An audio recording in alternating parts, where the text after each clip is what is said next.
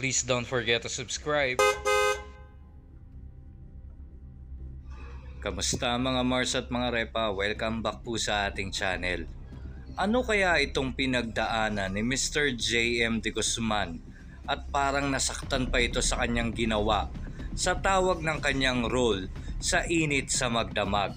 Iba rin talaga ang pagiging professional nito dahil lahat gagawin para sa kanyang role sa teleserye. Ito po't panoorin natin.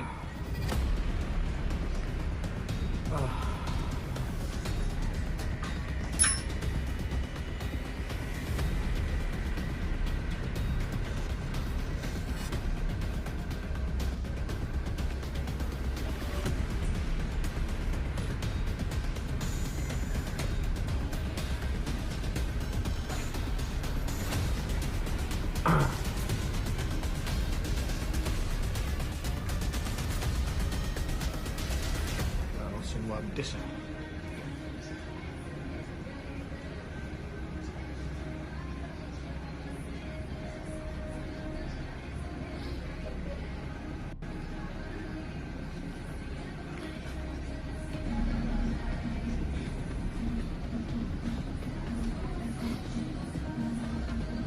Yun yung pinakamasakit na part.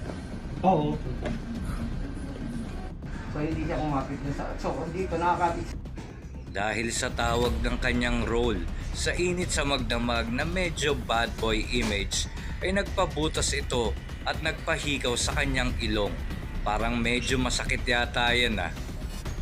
Nakakabilib ang professionalism ni Mr. JM De Guzman. Mga Mars at mga Repa, kung nagustuhan nyo ang video na ito, please like, subscribe, share, or you can comment down below po. Maraming salamat at God bless sa lahat.